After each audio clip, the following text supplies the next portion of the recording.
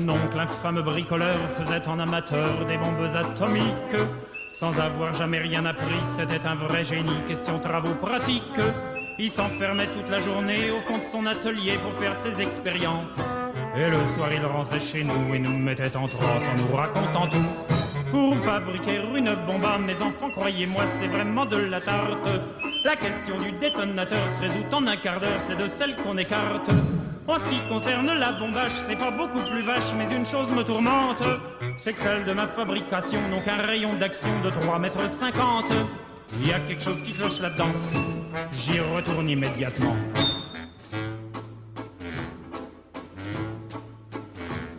Il a bossé pendant des jours, tâchant avec amour d'améliorer le modèle. Quand il déjeunait avec nous, il dévorait d'un coup sa soupe au vermicelle. On voyait à son air féroce qu'il tombait sur un os, mais on n'osait rien dire. Et puis un soir pendant leur repas, la tonton qui soupire et qui s'écrie comme ça. À mesure que je deviens vieux, je m'en aperçois mieux, j'ai le cerveau qui flanche. Soyons sérieux, disons le mot, c'est même plus un cerveau, c'est comme de la sauce blanche. Voilà des mois et des années que j'essaye d'augmenter la portée de ma bombe. Et je ne me suis pas rendu compte que la seule chose qui compte, c'est l'endroit où ce qu'elle tombe. Il y a quelque chose qui cloche là-dedans, j'y retourne immédiatement.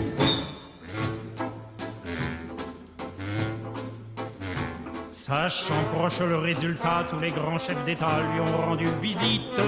Il les reçut et s'excusa de ce que sa cagna était aussi petite. Mais sitôt qu'ils sont tous entrés, il les a enfermés en disant « Soyez sages ». Et quand la bombe a explosé, de tous ces personnages, il n'est plus rien resté. Quand on, devant ce résultat, ne se dégonfla pas et joua les andouilles. Au tribunal, on l'a traîné et devant les jurés, le voilà qui bafouille. Messieurs, c'est un hasard affreux, mais je jure devant Dieu, qu'en mon âme et conscience, en détruisant tous ces tordus, je suis bien convaincu d'avoir servi la France. On était dans l'embarras, alors on le condamna et puis on l'amnistia.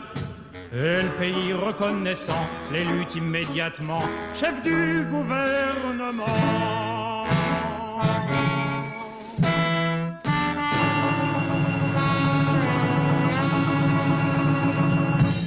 Bonjour à toutes les auditrices et tous les auditeurs de Civis Pacem, l'émission de l'Union pacifiste sur Radio Libertaire. Je vais vous faire entendre dans l'émission d'aujourd'hui le journaliste Sylvain Sipel. Sylvain Sipel est un journaliste qui a été correspondant aux États-Unis du journal Le Monde de 1998 à 2013. Il a été également le rédacteur du Courrier international et depuis février 2024, il a rejoint le site Orient 21, que vous connaissez bien, ce site Orient 21 qui a été créé par l'ancien rédacteur en chef du Monde diplomatique, Alain Grèche. Sylvain Sipel est également l'auteur de plusieurs ouvrages sur Israël. L'un d'eux est intitulé « Les Emmurés », la société israélienne dans l'impasse. Ce livre a été publié aux éditions de la Découverte. Il y a notre livre qui s'appelle « L'État d'Israël contre les Juifs », qui a été publié à la Découverte aussi en 2020 et qui vient d'être réédité avec une préface qui concerne la guerre à Gaza. Sylvain Sipel a été interrogé le 5 avril 2024 sur la chaîne d'info Mizan.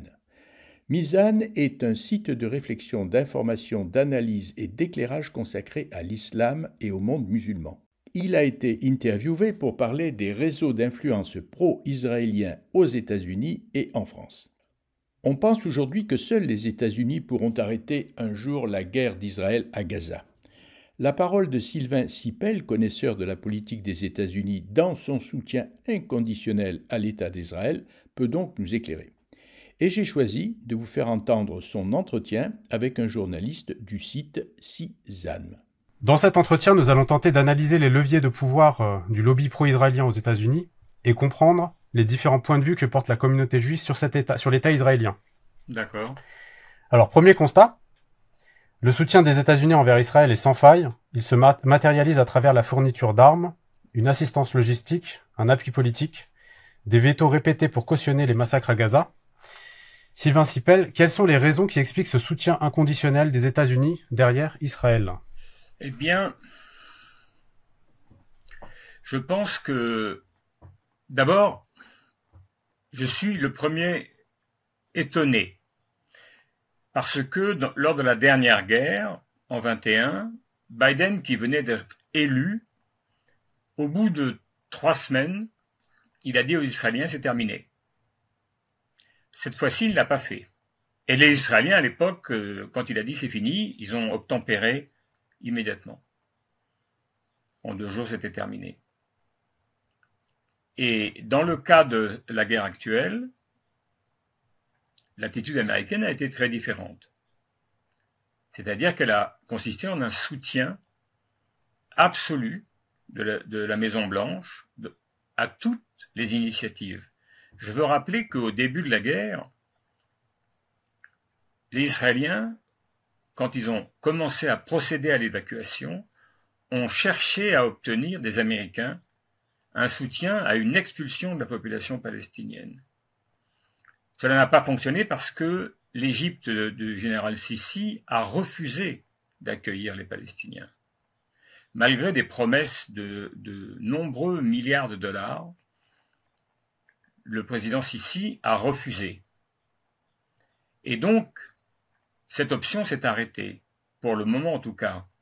Mais je rappelle quand même que Blinken, le ministre des Affaires étrangères américain, a donné la main à cette option. Il en a discuté avec Sissi. C'est dire jusqu'où le soutien américain a pu aller cette fois-ci.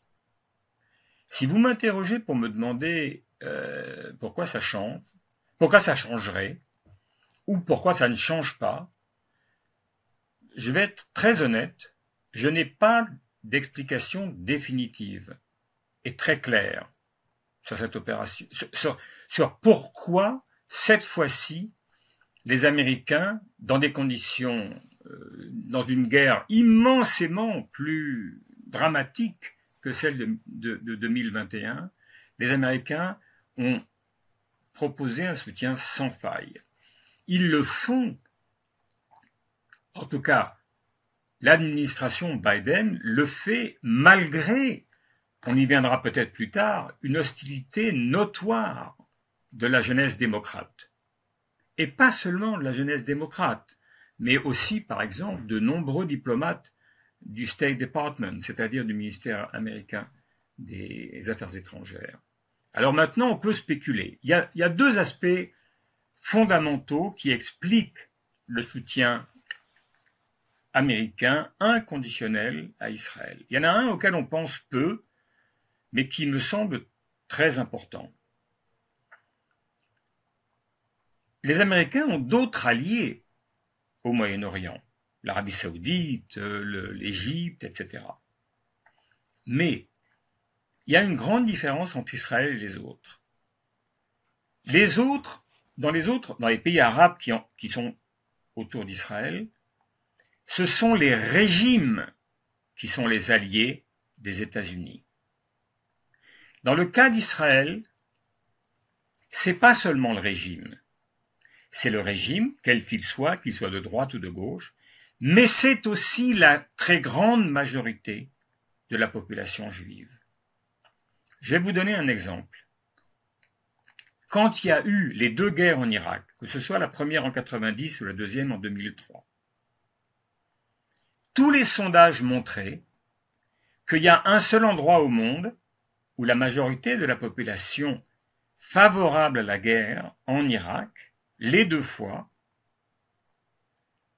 où cette majorité a été plus importante qu'aux États-Unis même, alors que c'était une guerre américaine. Eh bien, cet État, c'est Israël.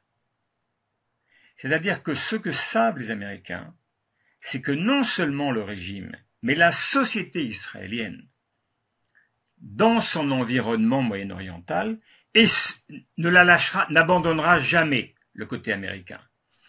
Avec les pays arabes, on ne sait pas. Il peut y avoir une révolution. Le régime peut tomber. Il peut y avoir un régime hostile aux Américains qui prend le pouvoir, qu'il soit islamiste ou qu'il soit nationaliste d'ailleurs, mais qui soit hostile au pouvoir, aux Américains. Et c'est ça la grande différence entre le lien qui unit les États-Unis à Israël et le lien qui les unit à ses alliés. Mais avec ses alliés, on ne sait jamais ce qui peut advenir. Avec Israël, on a une garantie. Ça, avec Israël sera toujours de notre côté. Malgré ça, les pays arabes leur fournissent pas mal de pétrole. Non, mais historiquement, l'Arabie Saoudite a été un allié fiable. Mhm. Mais ce que j'explique, c'est que c'est le régime qui est fiable. Mais on ne sait pas si demain il ne peut pas y avoir une révolution en Arabie Saoudite, en Égypte, dans d'autres pays arabes. Ça peut advenir. C'est-à-dire que des régimes hostiles aux États-Unis peuvent prendre le pouvoir. Alors qu'on sait qu'en Israël, dans les conditions telles qu'elles existent depuis un siècle, ça n'adviendra pas. Justement, ce soutien américain a-t-il été constant ou a-t-il évolué historiquement? Alors, je ne vais pas vous faire un cours d'histoire, mais si vous voulez, il y a le soutien américain tel qu'il est actuellement, il date de la guerre de 67. C'est la guerre de 67 qui vraiment produit une bascule, d'ailleurs, même la communauté juive américaine n'était pas aussi favorable au sionisme avant 67. Et la critique du sionisme était une critique. Il y avait des mouvements juifs aux États-Unis, d'ailleurs pas seulement aux États-Unis, mais surtout aux États-Unis, qui étaient assez hostiles et ils étaient assez divers. Il y avait des gens à l'extrême gauche, mais il y avait aussi des religieux, etc., qui étaient hostiles à la création de l'État d'Israël et au sionisme comme politique pour les Juifs. Et la bascule, c'est 67. Et en 67, Israël a vraiment réussi à convaincre les populations juives qu'il était menacé d'extermination et que Israël pouvait disparaître dans cette guerre. On a appris depuis que les Israéliens, en particulier leurs généraux, étaient absolument d'une confiance absolue, n'avaient aucune crainte sur leur capacité à gagner cette guerre. Et d'ailleurs, ils l'ont gagnée, comme vous le savez, en 1 heure. C'est-à-dire que on l'appelle la guerre des 6 jours, mais ça a été la guerre d'1 heure. En 1 heure, ils avaient totalement éradiqué, écrasé l'aviation à la fois égyptienne et syrienne, et donc ça a été la guerre a été finie au bout d'1 heure, et le reste a été que de la conquête. Si je résume, donc depuis 67, le gouvernement américain est inconditionnellement derrière l'État. Et alors, ce qui est intéressant, c'est qu'historiquement, c'était les démocrates qui étaient le parti d'Israël. Mais ça l'était parce que en Israël, c'était plutôt des gens qui s'intitulaient socialistes. Travaillistes, oui. Travaillistes, voilà, au gouvernement. Et en fait, progressivement, il y a eu une bascule. Et on l'a vu. Et les Israéliens, la politique menée par Israël, il y a eu, depuis une vingtaine d'années, je dirais, il y a eu une distanciation des Juifs américains vis-à-vis de la politique qui était menée par Israël. Et Israël s'est de plus en plus rapproché de la droite et de l'extrême droite américaine. Et aujourd'hui, le soutien très clair n'est plus un soutien démocrate, c'est un soutien républicain. Et ça va d'ailleurs assez loin, parce qu'on peut rappeler que Netanyahou avait publiquement, vraiment publiquement humilié Obama, en passant devant le Congrès sans l'avoir prévenu, et il avait humilié Obama sur le territoire américain quand il était venu à une occasion. Et là, aujourd'hui, il commence à y avoir des fortes tensions entre Biden et Netanyahou. Biden a insisté pour revenir à une négociation sur le thème des 2 États, etc. Et la réponse de Netanyahou qu'il a envoyée, et qu'il a rendue publique tout de suite, le lendemain, et qu'il a rendue, était une réponse extrêmement cinglante, et où il a dit « Jamais Israël ne reconnaîtra aucune autre souveraineté que sa souveraineté entre la mer et le Jourdain ». Et donc il a clairement dit, il n'y aura jamais d'État palestinien. Et ça, c'est ça qui le rapproche de Trump, et c'est ça qui le rapproche des républicains, et surtout des suprémacistes blancs aux États-Unis, des évangélistes, des nationalistes les plus durs. Oui, Sylvain Sipel, quels sont les plus grands soutiens du sionisme aux États-Unis aujourd'hui? C'est clair, c'est ce que je viens de dire. Vraiment, ceux qui sont ouvertement ceux qui soutiennent une nouvelle expulsion des Palestiniens, par exemple, ceux qui l'accepteraient, ce sont la droite dure nationaliste que représente Trump, et leurs alliés qui sont aujourd'hui les évangélistes. Les évangélistes sont aujourd'hui, pour divers motifs, des alliés extrêmement proches du régime israélien, tel qu'il est aujourd'hui. Juliana. Radio V7, unis pour la paix.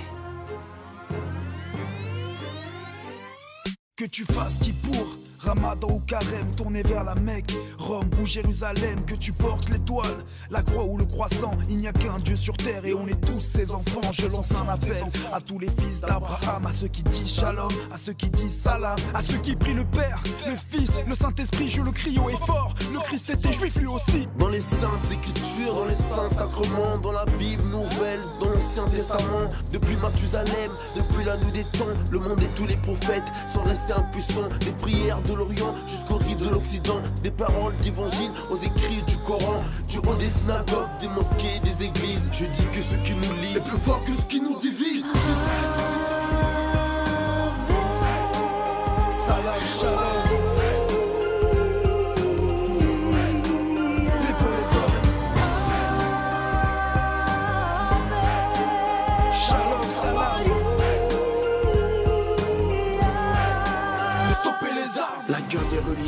C'est pas la religion, on est pris en otage, on doit payer la rançon. Ne crois pas que la guerre peut résoudre les problèmes. Qui sème le tourment récoltera la haine. Ne fait bien la paix qu'avec ses adversaires, les amis d'aujourd'hui sont les ennemis d'hier. À ceux qui prient Hachem, Jésus ou Allah, même à ceux qui ne prient personne, à ceux qui n'y croient pas. Salam, shalom.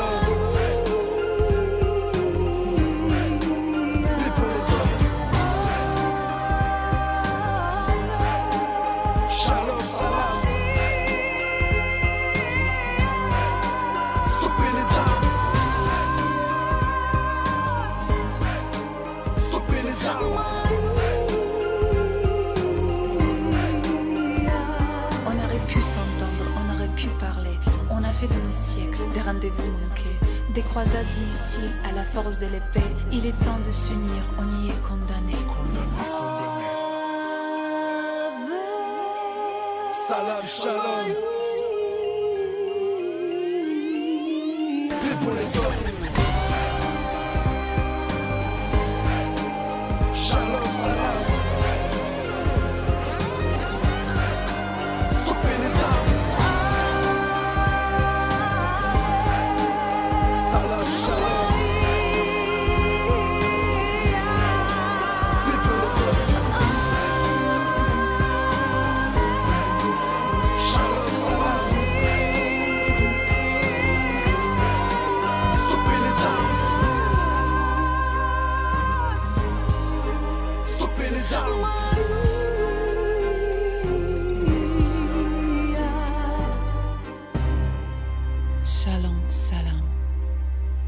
On sait comment les guerres sont instrumentalisées par les religions, et le conflit israélo-palestinien n'échappe pas à la règle. Avec leur chanson Ave Maria Salam Shalom, le groupe Passis 65 cherche bien sûr à réconcilier les peuples, mais on peut penser que les chansons ne suffiront pas à ramener la paix dans le monde. Alors le journaliste Sylvain Sipel s'entretient avec un autre journaliste du site d'information Mizan sur l'influence justement des religieux qui attisent les guerres. Alors pour synthétiser un petit peu, donc la population évangélique qui a un très gros pouvoir aujourd'hui aux États-Unis représente des dizaines de millions de personnes. Donc cette pensée, dirais-je, religieuse et philosophique soutient Israël pour que le Messie revienne. Donc leur intérêt, c'est que tous les Juifs reviennent en terre d'Israël pour que le Messie revienne, et puis par la suite que les Juifs soient convertis, c'est ça ? À peu près, oui, c'est à peu près ça.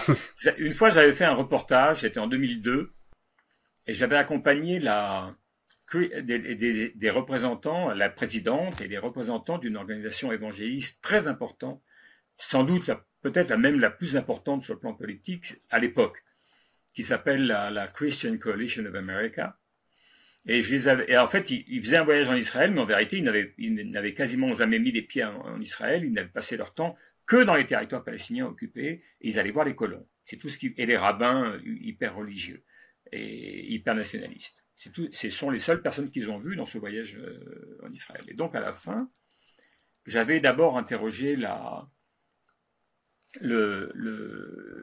femme qui était à la tête de cette délégation évangélique. Et alors, je lui avais dit, mais vous croyez au retour de Jésus? Elle m'avait dit oui. Et donc, je lui avais dit, mais alors, qu'est-ce qui va se passer avec les Juifs quand Jésus reviendra sur terre? Elle avait dit, ils verront bien que Jésus était le Messie. Et j'ai dit, d'accord. Et alors, ceux qui voudraient pas reconnaître que Jésus était le Messie, elle m'a dit, alors là, ceux-là, évidemment, ce sera l'enfer. Bon, très bien. Et après, j'avais été voir le rabbin qui était leur grand copain. Et donc, je lui avais dit, pourquoi vous êtes maintenant copain avec les chrétiens, etc. Donc, il m'avait expliqué tout ça. Et à la fin, je lui avais dit, mais je voudrais comprendre quelque chose. Vous êtes rabbin. Vous croyez à la venue du Messie? Il m'a dit, bien entendu. Et alors, qu'est-ce qui se passera avec tous ces chrétiens quand le Messie sera revenu? Il m'a dit, ils verront que Jésus était un faux Messie et ils comprendront que le vrai Messie est arrivé. J'ai dit, parfait. Et alors, qu'est-ce qui se passera avec les chrétiens qui ne voudront pas accepter cette idée? M'a-t-il dit ça, vous comprenez, la Guéhenne, l'enfer, etc. Bon, en 2 mots, ils sont des grands alliés et chacun pense, à la fin de l'histoire, c'est moi qui gagne. Bon, je voulais pas être plus grossier. À la fin, c'est moi qui te berne. Donc là, on a présenté les évangélistes aux États-Unis, les républicains, donc l'élection 2024. On n'a pas parlé de l'AIPAC, par exemple, de ces organisations dites juives qui soutiennent le sionisme inconditionnellement. Alors, aux États-Unis, l'AIPAC n'est pas d'abord, c'est un lobby. Et aux États-Unis, l'idée de lobby, c'est pas du tout comme en France. En France, quand on dit lobby, c'est péjoratif. Aux États-Unis, quand on dit lobby, c'est légitime. C'est un groupe de défense d'intérêts. Et quand vous allez sur le site de l'AIPAC, il n'y a pas marqué le lobby juif. Il y a marqué le lobby américain pro-israélien. Alors, et bien évidemment, beaucoup de juifs y adhèrent, mais aussi des évangélistes et toutes sortes d'autres gens, d'autres personnes qui sont des soutiens d'Israël. Alors, d'un autre côté, il y a une institution qui s'appelle la Conférence des présidents et qui représente la population juive qui vit aux États-Unis, les juifs américains. Peut-on comparer ça au CRIF en France? Alors, c'est un gros problème, parce qu'en France, il y a une seule organisation. C'est-à-dire, c'est la même organisation qui dit représenter les juifs et en même temps qui est banalement un organe de l'ambassade, c'est-à-dire un lobby pro-israélien.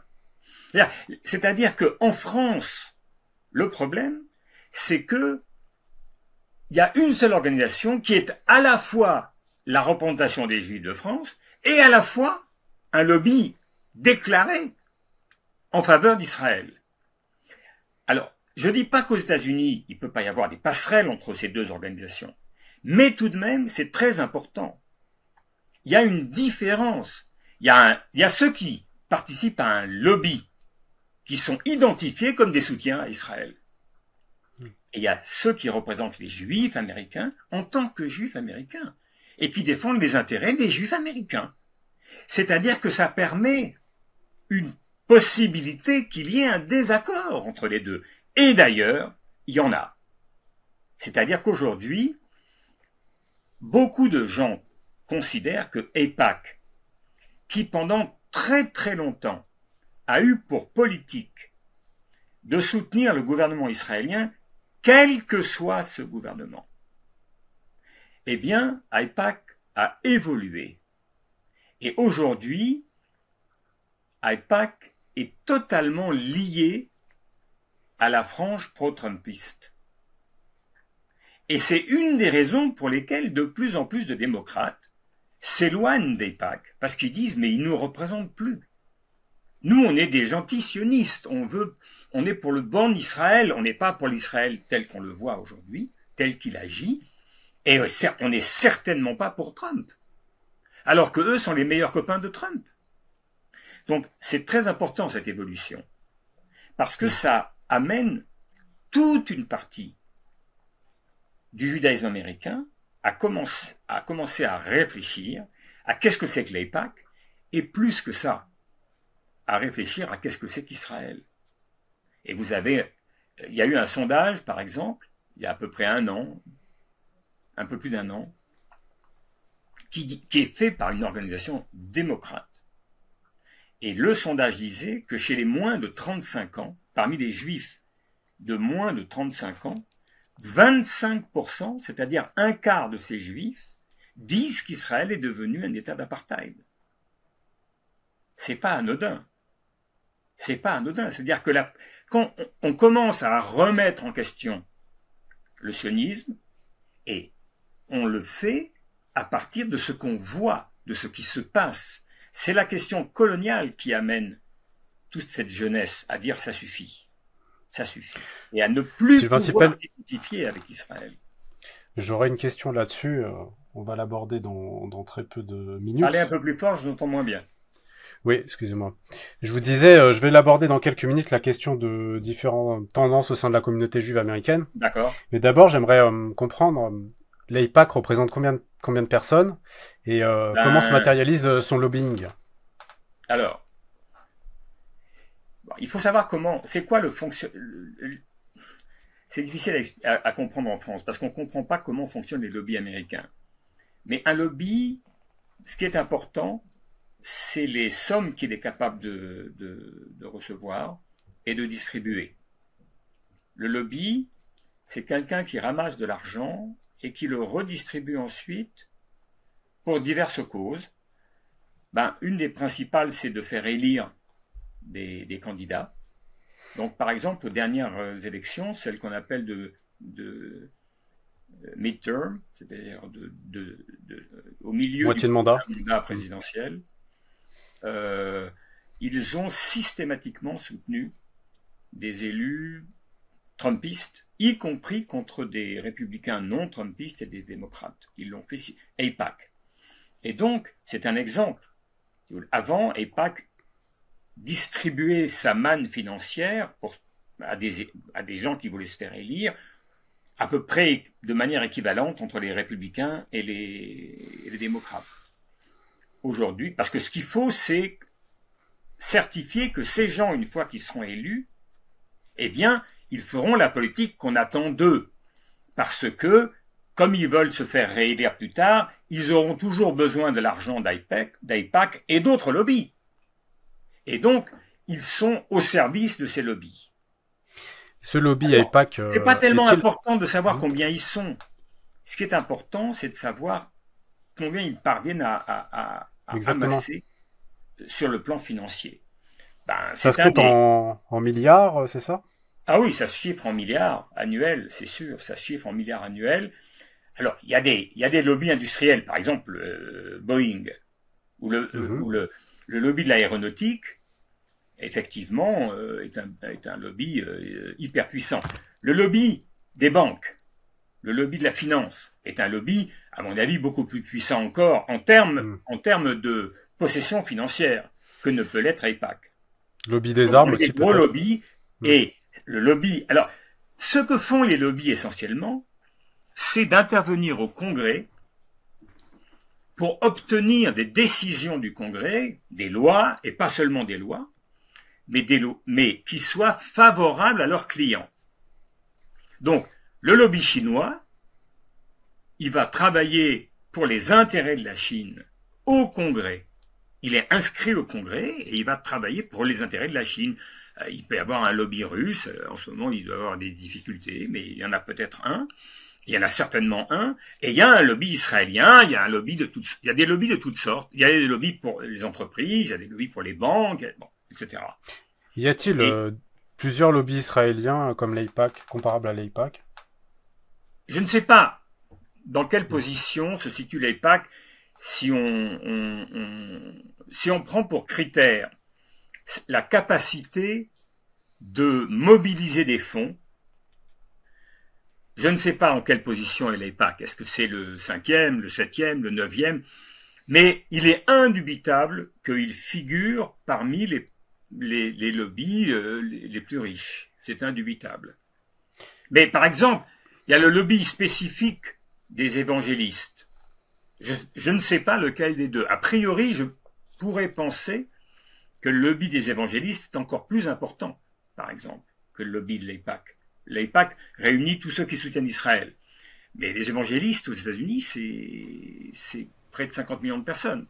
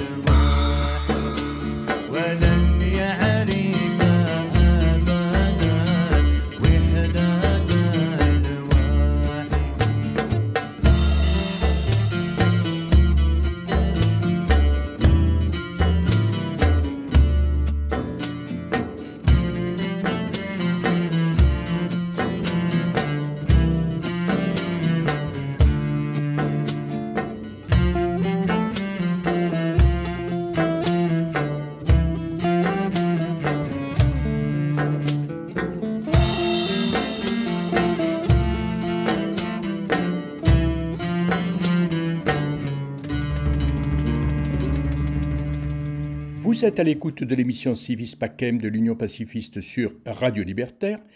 Vous venez d'entendre un chant soufi qui s'intitule « Pour la paix », interprété en arabe et en yiddish par la musicienne Linda Honoré du groupe Son Souza. Dans l'émission d'aujourd'hui, nous écoutons l'entretien avec le journaliste Sylvain Sipel et le journaliste de la chaîne d'info Mizan au sujet de l'influence des réseaux pro-israéliens aux États-Unis. Pour parler justement des leviers de la puissance de l'influence du lobby pro-israélien aux États-Unis, on présentait donc les financements de campagne. Y a-t-il une censure de la presse? Y a-t-il un pouvoir important au niveau des chaînes de télé, au niveau d'Hollywood? Vous voulez dire... Comment ça se... C'est quoi votre question? Est-ce que c'est l'AIPAC qui intervient? C'est ça? L'AIPAC ou d'autres organisations, oui, d'autres personnalités qui vont... Oui. Mais ça, c'est de la politique, oui, bien entendu. Par exemple, je vous donne juste un exemple. La grande organisation qui organise les musulmans aux États-Unis s'appelle CARE. C-A-R-E. Et elle fait toujours, je me souviens plus du nom de la ville, mais ils font annuellement leur grand congrès annuel, le congrès c'est une grande association qui regroupe qui représente les musulmans sur le plan politique aux États-Unis. Et donc c'est l'équivalent de la conférence des présidents dont je parlais pour les Juifs. Bon. Et donc ça fait des années, ça fait peut-être 30 ans, qu'ils font leurs réunions dans un hôtel. Et vous allez me pardonner, mais j'ai oublié le nom. C'est une ville moyenne de Virginie. Donc c'est pas loin de Washington, c'est à côté de Washington.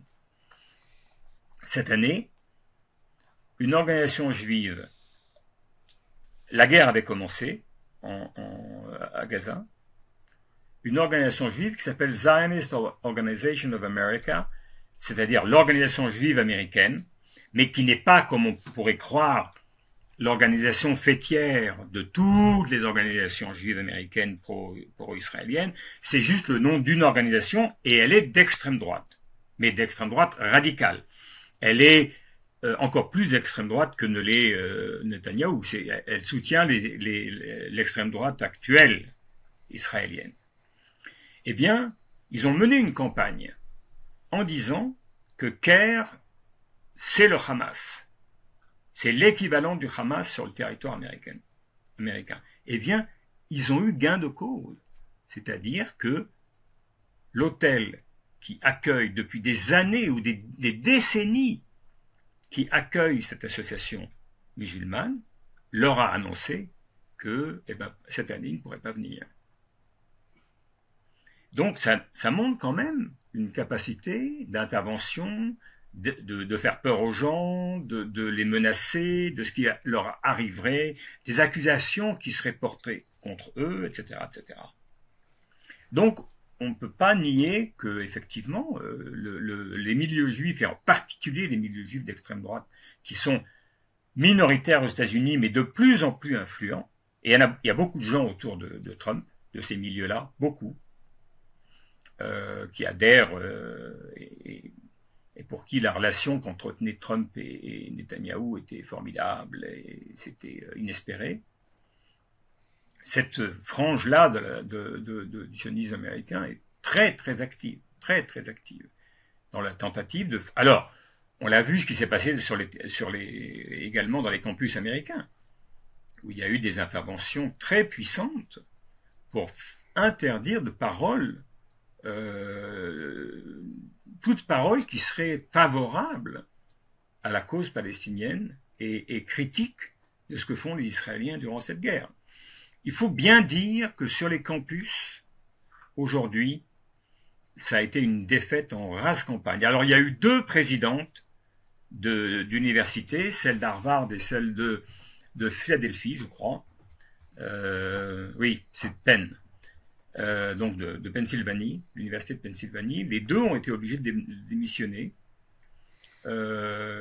Mais sinon, la campagne qui a essayé d'arrêter la critique d'Israël a totalement échoué sur les campus américains. Alors là, au contraire, plus la campagne a pris de dimension, et plus la manifestation d'hostilité à ce que Israël fait à Gaza et monter sur les campus.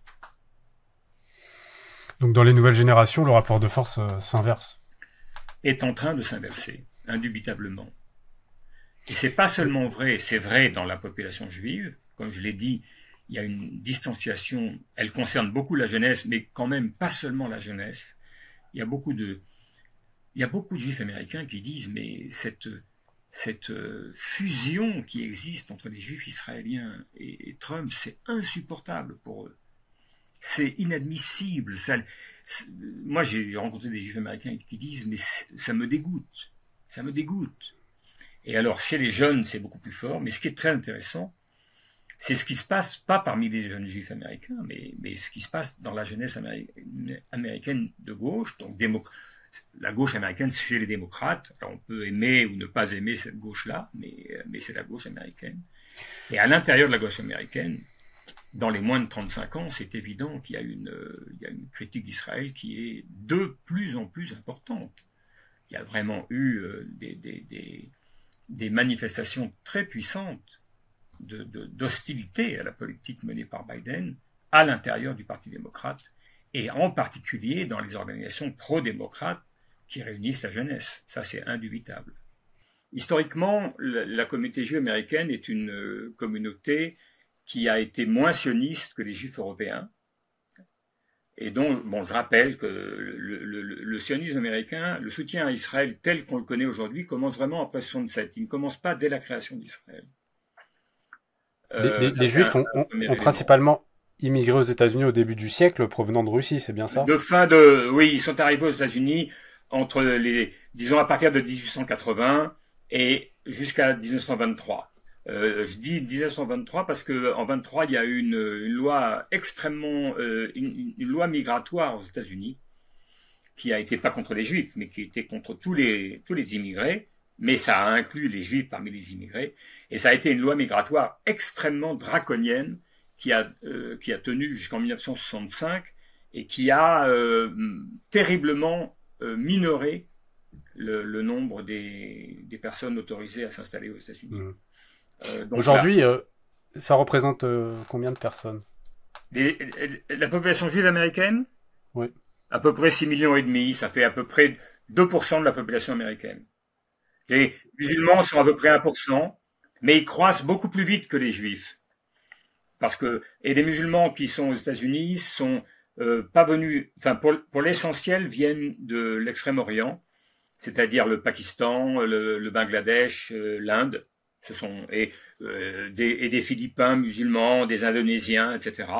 Alors et beaucoup moins du monde arabe, c'est-à-dire beaucoup moins d'Afrique du Nord et du Mashrek, de l'Égypte ou du Yémen. Mais il y a quand même de plus en plus de Yéménites et de plus en plus d'Égyptiens. Mais l'essentiel du monde musulman américain est constitué d'immigrés qui sont asiatiques. Et donc la communauté juive, la plupart sont des immigrés à 95%, ce sont des immigrés et des enfants et petits-enfants d'immigrés depuis la fin du 19e siècle.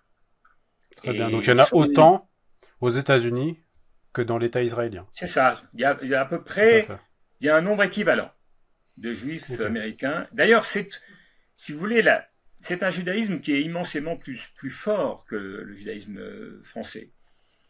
C'est un judaïsme qui, d'abord, je vais prendre quelques domaines, mais par exemple, dans le domaine universitaire, il y a immensément plus, alors c'est dû au fait que les États-Unis sont beaucoup plus vastes, qu'il y a immensément plus d'universités qu'il n'y en a en Israël. Mais vous avez aux États-Unis peut-être 5 fois plus d'universités qui disposent de départements d'études juives qu'il n'y en a en Israël.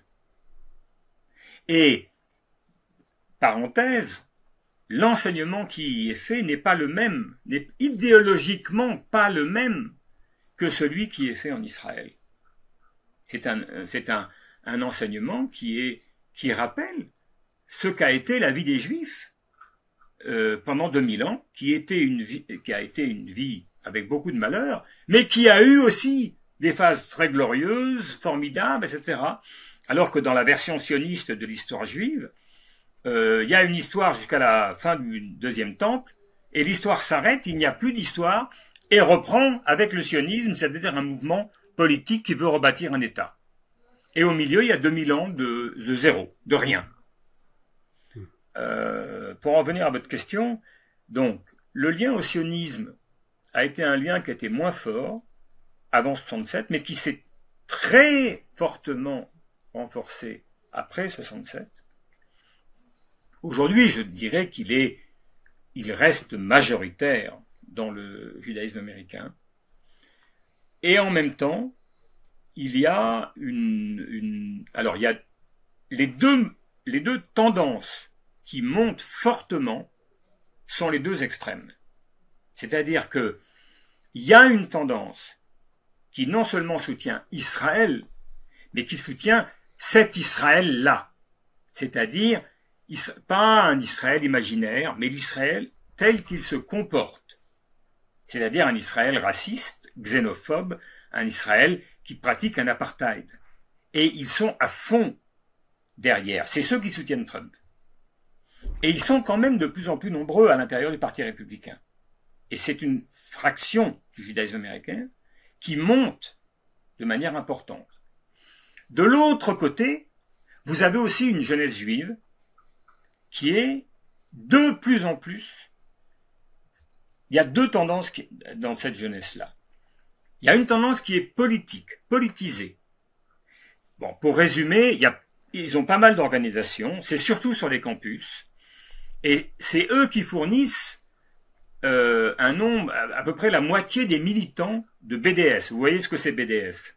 Oui. D'accord. Boycott, désinvestissement, sanctions. Sanctions. En fait, le seul endroit au monde où ce mouvement a une certaine importance, ce sont les campus américains. Et là, il est indubitable que la moitié des membres de BDS, ce sont essentiellement des Palestiniens ou bien des Arabes qui ne le sont pas, et parfois des musulmans qui ne sont pas palestiniens, mais l'autre moitié, ce sont des Juifs américains.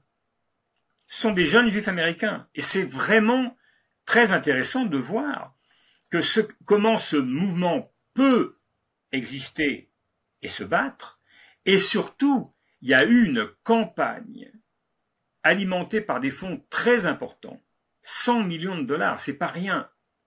Le gouvernement israélien a débloqué 100 millions de dollars uniquement pour batailler contre BDS sur les campus. Et ils ont échoué. Et ils ont échoué pour un motif qui est assez simple. À chaque fois qu'ils engagent une bataille politique, idéologique contre l'antisionisme, eh bien, ils la perdent. Sur les campus, ils la perdent. Au point qu'il y avait des politiciens israéliens qui disaient il faut arrêter de foutre du fric là-dedans, parce qu'au lieu de défendre Israël, on ne fait qu'augmenter le nombre de gens qui sont contre nous. Et alors, il y a une autre tendance qui me semble, dont on parle très peu, mais qui est une tendance qui, à mes yeux, est très importante. C'est une tendance qu'on appelle en anglais diaspora revival, c'est-à-dire le renouveau diasporique. C'est-à-dire des juifs, des jeunes, en général jeunes, mais pas seulement, qui disent « mais moi je suis juif américain. Moi, j'ai pas de rapport avec Israël. » Je vous donne un exemple, moi. Moi, j'ai eu quand j'étais correspondant du Monde, j'étais aux États-Unis, j'ai eu un problème de genou, j'allais chez le kiné. C'était un jeune juif de Brooklyn, un mec de 35 ans, il avait des enfants en bas âge. Bon, quand il a compris que j'étais juif, on s'est mis il voulait, et j'étais journaliste, il voulait me poser plein de questions, etc. Et un jour, on discutait. Et moi, je lui ai demandé, est-ce que vous avez déjà été en Israël? Il m'a dit qu'il y avait été une fois, il avait 18 ans, ça ne lui avait pas tellement plu, mais... Et puis, il m'a dit, mais, je vais vous dire, moi, quand les gens me demandent, quand je dis aux gens que je suis juif, ils me disent « Ah, t'es juif? Qu'est-ce que tu penses d'Israël ?» Mais j'en pense rien. Et je m'en fous. Pourquoi? On me demande pas qu'est-ce que je pense, il m'a dit de l'Uruguay, ou ce que je pense de la Norvège. J'en sais rien. J'en pense, je m'en fous. Ben, c'est pareil pour Israël. Pourquoi? Parce que je suis juif, je dois penser quelque chose d'Israël. Et c'était la première fois que je me rendais compte d'un phénomène que j'ai pu constater ensuite, c'est-à-dire que il y a toute une frange du judaïsme américain qui dit « j'en ai jusque-là d'Israël. Moi, je suis juif américain, je ne suis pas israélien. » Et plus les Israéliens se comportent comme ils se comportent aujourd'hui, et plus ce groupe augmente. C'est pas un groupe politique. C'est un groupe qui dit, d'ailleurs, je me rappelle ce kiné, il m'avait dit, mais moi j'ai des enfants en bas âge, mais moi je veux qu'ils apprennent la Bible, je veux qu'ils apprennent la Torah, qu'ils soient éduqués comme des jeunes juifs, mais Israël ne me représente pas. Moi je n'ai rien à voir avec Israël. Et je ne veux surtout pas avoir quelques liens avec Israël. Cette tendance-là, elle est très importante. Pourquoi? Elle est importante parce que, je vais vous donner un exemple. Parce qu'Israël a l'intention, le sionisme, fondamentalement, a pour ambition de représenter tous les juifs. Partout. Où qu'ils soient. Les juifs et Israël, c'est la même chose. Et, de ce point de vue-là, cette mouvance qui se développe aux États-Unis, de renouveau diasporique, est extrêmement dangereuse pour le sionisme. Parce que c'est une tendance qui dit « je suis ni sioniste, ni antisioniste, ni asioniste, je me fous d'Israël. Mon pays, ça s'appelle les États-Unis. » Ça, c'est une menace, à mon avis, encore plus grave, parce que ça menace la revendication israélienne. Vous savez, par exemple, que Israël, dans la loi israélienne, n'est pas seulement la capitale de l'État d'Israël. Elle n'est pas reconnue par le reste du monde, mais c'est une autre affaire. Mais Israël, dans la loi, n'est pas seulement la capitale. Jérusalem n'est pas seulement la capitale d'Israël. Ce qui est écrit, c'est qu'elle est aussi la capitale éternelle. Éternelle, voilà. La capitale éternelle du peuple juif. Ça veut dire que si vous êtes un juif français, américain, costaricain, norvégien, c'est aussi votre capitale. Mais qu'est-ce que c'est que ce truc? C'est ça que disent les jeunes américains. Ils disent non, moi je suis pas, Jérusalem ne me représente pas. C'est pas ma capitale. Ma capitale c'est Washington. Et ça, c'est quelque chose, ça, mine de rien, à mes yeux, ça peut être un élément qui peut briser le lien entre les Juifs et Israël, beaucoup plus fort que l'opposition politique. Moi, je suis dans la, comment dire, je me situe dans l'opposition politique. Mais je pense que c'est cette autre mouvance qui pose un danger encore plus important au sionisme aujourd'hui. On l'a vu, donc historiquement, il y a aussi eu des tendances religieuses, des rabbins qui s'opposent au sionisme. Oui. Qu'en est-il actuellement? Alors, il y a deux choses. Il y a eu des rabbins. En particulier, il y avait une secte rabbinique qui s'appelle Satmer, qui était très, très, très hostile au sionisme jusqu'aux années 80-90. Aujourd'hui, c'est moins vrai. Et aujourd'hui, vous avez un mouvement, par exemple, qui historiquement, le mouvement Chabad, le mouvement des Lubavitch, qui historiquement était très antisioniste. Le fondateur du mouvement Lubavitch était très antisioniste. Mais aujourd'hui, ils sont à fond pour le Grand Israël, ils sont à fond pour virer tous les Arabes, enfin c'est terrible, terrible. Et donc, il y a eu une mouvance historique religieuse, majoritaire d'ailleurs, contre le sionisme, parmi les Juifs. Mais elle existe toujours, mais elle est beaucoup moins puissante. D'accord. En tout cas, elle fait affaire avec le sionisme, même quand elle se prétend pas sioniste. Elle est pour la défense d'Israël très fortement. Ça, c'est une chose. Il y a un truc beaucoup plus important qui est que les Juifs américains ont inventé une religion qui leur appartient. Et où il y a très peu d'adhérents en dehors des États-Unis. Il y en a un peu en France, en Allemagne, en Grande-Bretagne. Mais la plupart, et ils sont les majoritaires aux États-Unis. Et ça s'appelle le judaïsme réformé. C'est un judaïsme plus moderne. Par exemple, les prières peuvent être faites en anglais et pas en hébreu. C'est un peu si vous voyez la comparaison, le Vatican II à l'échelle du judaïsme, quoi. C'est qu'on fait plus les prières en latin, on les fait en français ou en anglais. Ben là, on les fait plus On les fait plus en hébreu, on les fait dans la prière, dans la langue du pays, et toute une série d'autres choses. Ils acceptent les femmes rabbins, par exemple, alors que le judaïsme historique ne peut pas les accepter. Voilà, des choses de ce type. Mais ils ont une philosophie générale et ils développent une philosophie générale, je ne vais pas rentrer dans les détails, mais qui est très hostile à l'ethnicisme que représente le nationalisme israélien. Le nationalisme israélien est un pays... Enfin, l'État d'Israël est un pays, on l'a bien vu avec la loi sur l'État-nation du peuple juif, c'est un pays où ça n'est pas la citoyenneté qui constitue la vraie adhésion à la nation, c'est l'ethnicité. Quand vous êtes de l'ethnie juive, vous êtes un citoyen, vous avez des droits, et si vous n'êtes pas juif, eh ben vous avez non pas de droits, mais moins de droits. Et ça, c'est fondamental, et c'est quelque chose qui est inadmissible aux yeux des juifs américains de tendance réformée, qui sont très majoritaires. Ils essayent de construire quelque chose en Israël, et le rabbinat israélien est radicalement hostile.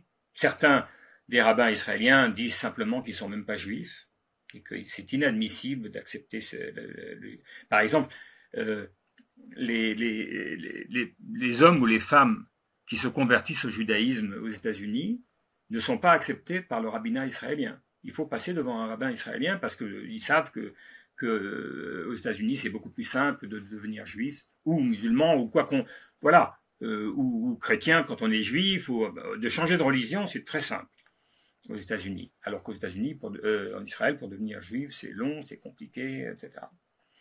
Donc, et ça, c'est une mouvance quand même sur le plan religieux qui produit, par exemple, les rabbins de Troie. Alors là, avec les événements de Gaza, les rabbins de Troie, ils ont été très ébranlés. Mais quand même, ils ont beaucoup enfin, jusque très récemment, ils avaient des liens très, très nombreux avec des imams aux États-Unis.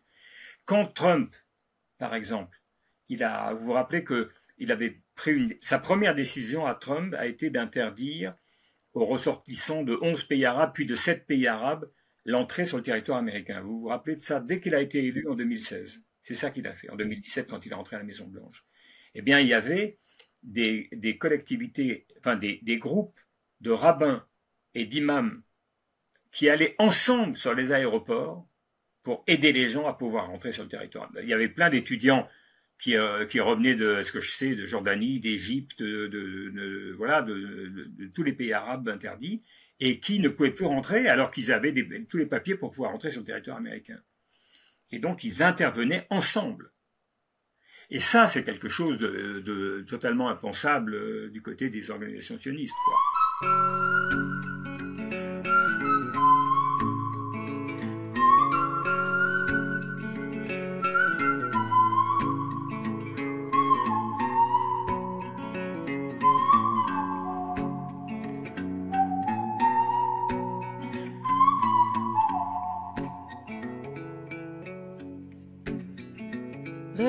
רכישת רוח ים מנשבת מאי שם וכביסה מתנפנפת לצילי החומה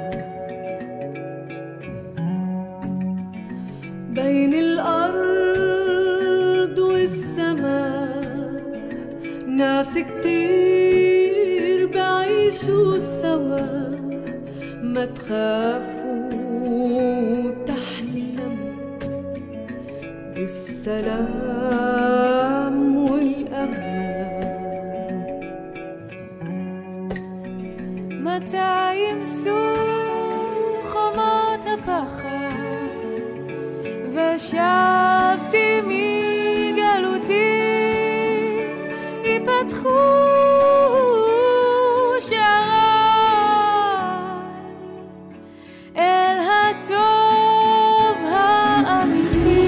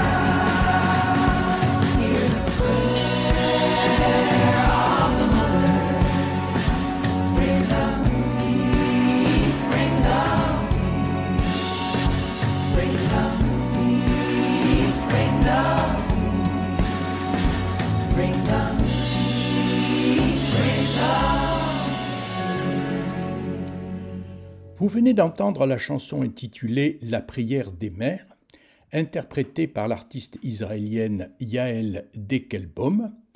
On peut résumer d'ailleurs le contenu de cette chanson à peu près de la façon suivante.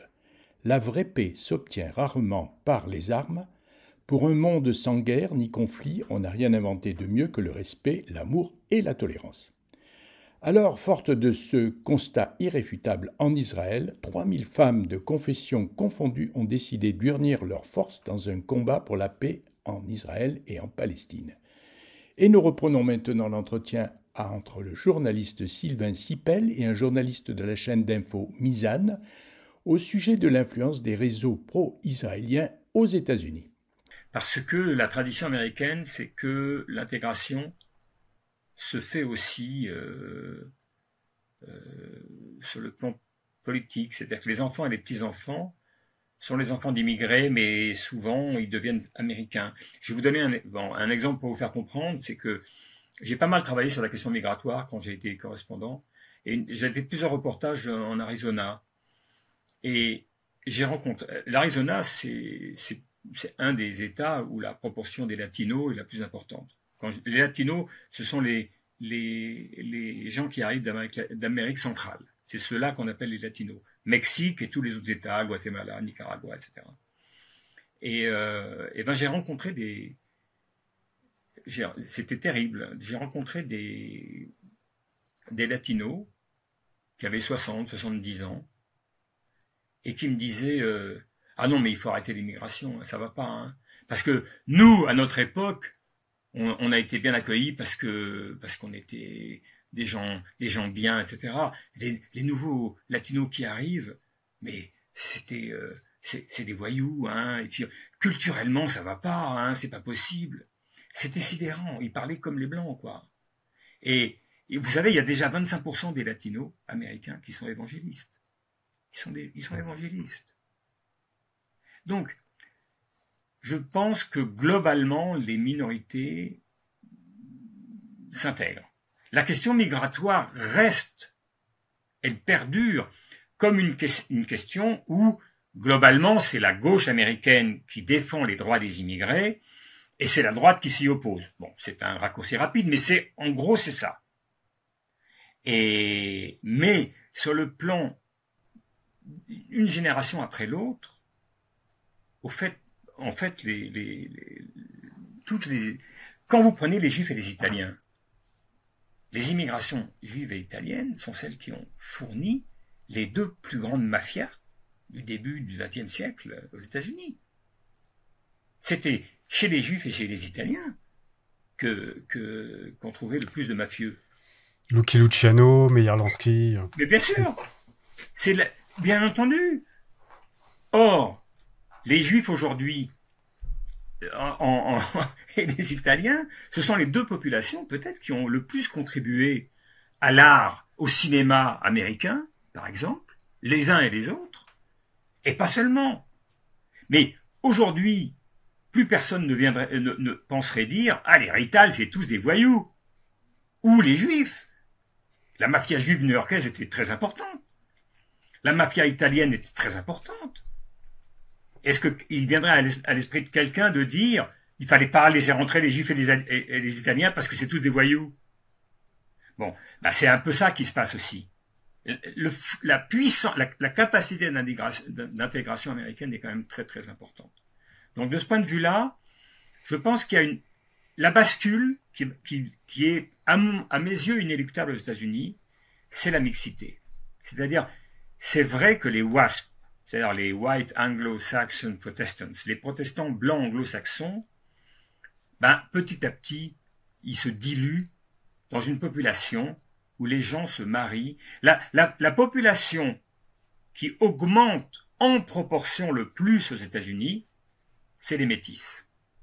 Alors on peut être métis juif et japonais, camerounais et natif américain, WASP et indien d'origine. C'est ça que, quand je dis indien, c'est venant d'Inde, etc., etc. C'est-à-dire que les mariages mixtes, donc de gens d'origine différente, c'est ça la catégorie qui augmente le plus. Ça reste la catégorie la plus faible aux États-Unis. Mais avec le temps, c'est elle qui augmente de plus en plus. Ben, la démographie va faire que, normalement, cette mixité va devenir la norme américaine. Elle l'est déjà, en partie, acceptée. Quand vous voyez une convention démocrate, par exemple, ça n'a rien à voir avec une convention républicaine. Une convention républicaine, il n'y a que des blancs. Et un ou deux noirs dispersés dans la foule. Quand vous allez à une convention, moi je l'ai fait, à une convention démocrate, ils vous rabâchent diversité, et effectivement, ils poussent en avant les Noirs, les Arabes, les Latinos, les Jaunes, les Japonais, les Indonésiens, les Chinois, etc., etc.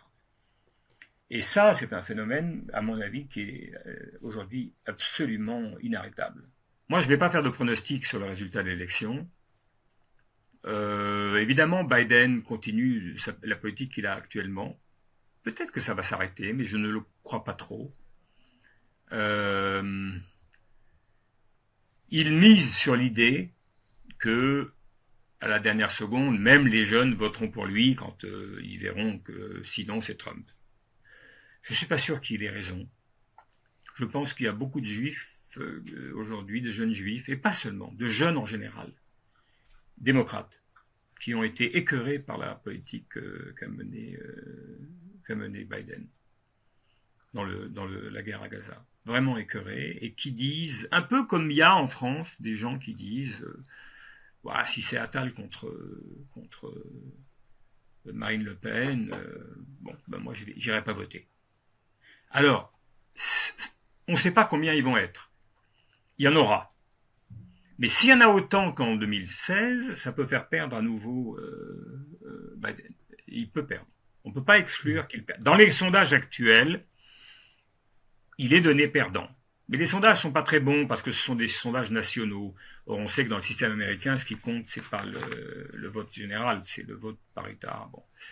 Et donc, bon, en tout cas, on ne peut pas exclure une défaite. Enfin, une défaite de Biden ne sera pas étonnante si ça arrive. Ça peut. D'abord, c'est l'espoir de Netanyahou, ça c'est fondamental. Netanyahou mise tout sur une guerre très longue, sur se maintenir, et essayer d'arriver à se maintenir au moins jusqu'aux élections américaines. Et si Trump est élu, eh ben, c'est le jour de gloire et on sabre le champagne, voilà. Donc voilà, ce qu'on peut dire, c'est que Bon, c'est un peu loin parce que novembre, si ça s'arrête assez vite, Gaza, l'impact de Gaza peut petit à petit s'effacer. Si ça dure encore des mois, ben, ça impactera plus lourdement. C'est pour ça que d'ailleurs que Biden maintenant commence à sentir qu'il faut que ça s'arrête, quoi, et à faire pression pour que ça s'arrête le plus tôt possible. Ce qui n'est pas du tout la volonté de Netanyahou, évidemment. Moi, je ne vais pas faire de pronostic sur le résultat de l'élection. Évidemment, Biden continue la politique qu'il a actuellement. Peut-être que ça va s'arrêter, mais je ne le crois pas trop. Si Trump est élu, c'est évident. Si Biden est élu, la politique continuera comme elle est maintenant. Biden va se heurter à une hostilité israélienne. Je le pense aujourd'hui totalement incapable de prendre des mesures qui permettraient de faire plier Israël. Je pense que ça n'adviendra pas, malheureusement. Mais la seule mesure, elle serait une mesure d'ordre financier.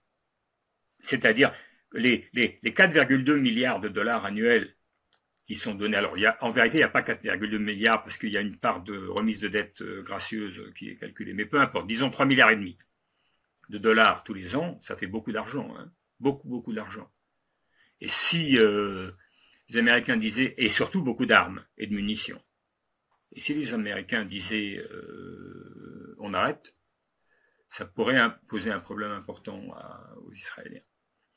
Donc, mais je n'y crois pas du tout. Je ne crois pas du tout que Biden soit capable et en mesure de prendre cette décision. Donc, Biden il continuera à dire 2 États, 2 États, 2 États, 2 États, et Netanyahou continuera à dire, va te faire foutre. Bon. Si c'est Trump, c'est différent.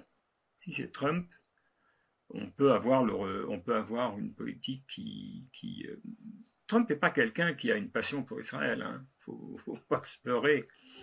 Mais il a un autre regard sur le monde. Et donc on a vu ce qu'il a été capable de faire. Il a reconnu Jérusalem, il a reconnu l'occupation, il a reconnu les colonies, enfin voilà. Donc ça sert à rien sur le plan diplomatique international, mais il l'a fait. Il pourrait faire beaucoup plus. Et ça pourrait vraiment changer la politique américaine vis-à-vis d'Israël. Ça c'est vraiment parce que tout de même, officiellement la politique américaine, c'est 2 États. Donc ça, il peut le casser. Vous m'avez fait une très bonne transition tout à l'heure en parlant de Attal et Marine Le Pen. Je voulais faire une petite incise rapide sur la France, présenter un peu donc le lobby pro-israélien en France, français. Qu'est-ce que vous en pensez et qu'est-ce qu'il en est de la communauté juive aussi dans notre pays? La grande différence entre je vous l'ai dit, la grande différence avec les États-Unis, c'est que la communauté juive française, elle est totalement, elle est à travers le CRIF, par l'intermédiaire du CRIF, totalement affidée à la politique israélienne. Moi, je lis tous les jours, je suis abonné donc à la lettre du CRIF, je regarde ce qu'ils écrivent. Ils ne disent jamais un mot. Ils ne parlent même pas des débats qu'il y a à l'intérieur d'Israël. Il y a quand même des gens qui sont très critiques en Israël de ce que fait Netanyahou. Et ils s'en privent totalement. Enfin, ils ne le font pas. Et c'est vraiment un lobby dans la totale acceptation du terme. Il n'y a pas le début, du quart, du dixième d'une critique possible au CRIF. Donc, ils prennent leurs ordres à l'ambassade, et puis voilà. Bon. Alors, de ce point de vue-là, je ne sais pas s'ils vont perdre... je ne sais pas combien ils représentent le CRIF. Mon ami Dominique Vidal dit que c'est 25% des juifs français. Je pense qu'il a tort, je pense que c'est quand même beaucoup plus. Je pense qu'il a 25, c'est peut-être les adhérents aux organisations juives. Mais c'est pas ça seulement le CRIF. Le CRIF, c'est aussi ceux qui portent la parole des juifs de France, auxquels des juifs adhèrent et soutiendront si besoin. Et donc, je pense que ça, disons la moitié des juifs de France. Disons. Voilà. Mais les autres ne sont pas organisés. Donc, de facto, ils représentent tout le monde.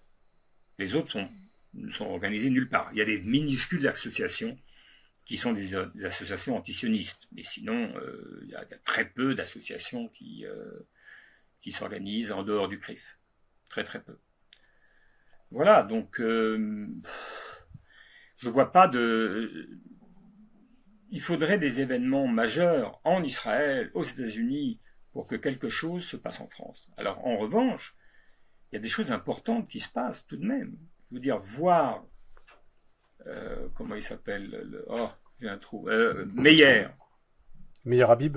Meyer Habib, s'embrasser quasiment sur la bouche, j'allais dire, mais s'embrasser avec Bardella, publiquement, ça dit tout. Ça dit deux choses.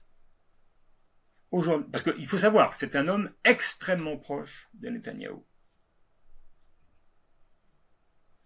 Ça veut dire que d'une part, nous, les Israéliens, la droite et l'extrême droite israélienne, nous sommes totalement en phase avec Bardella, et ça dit aux Juifs de France, le tabou est levé, c'est fini, on peut voter pour Bardella, on peut voter pour Le Pen, c'est fini. Je ne sais pas comment ça va passer dans la communauté juive. Je pense qu'il y aura des résistances. Après, ça reste le CRIF, donc il y a des chances que les résistances, elles restent en petit comité et derrière des portes closes.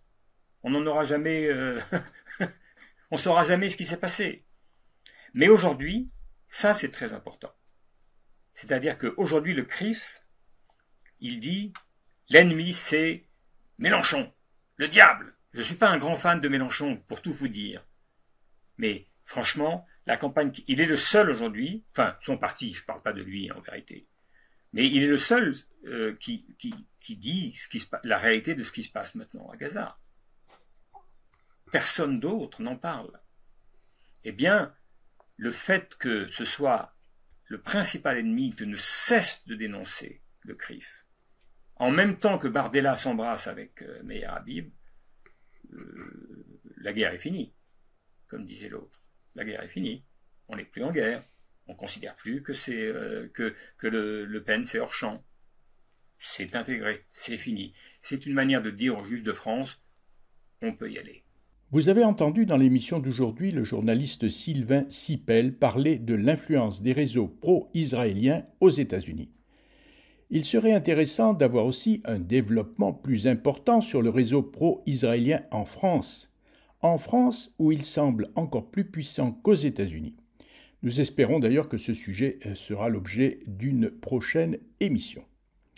Je remercie maintenant le journaliste Sylvain Sipel pour son intervention et la chaîne d'infos Mizan sur laquelle il s'est exprimé. Je remercie également Frédéric qui assure la diffusion des émissions Civis Pacem sur Radio Libertaire chaque semaine. Et pour conclure en musique, nous allons écouter à nouveau l'artiste israélienne Yael Dekelbaum qui, à Berlin, en septembre 2023, a appelé toutes les femmes du monde à s'associer à la création du vidéoclip intitulé « La guerre, ce n'est pas un jeu pour les femmes ». La guerre, ce n'est pas un jeu pour les femmes.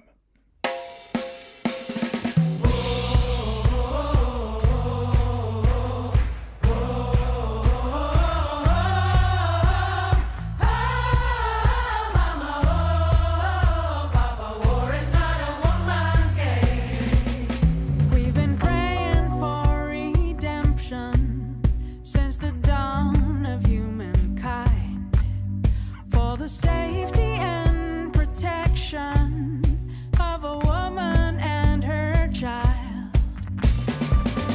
When the old way keeps on failing, a new sun has to rise. Look ahead as times are changing. War is not a woman's game.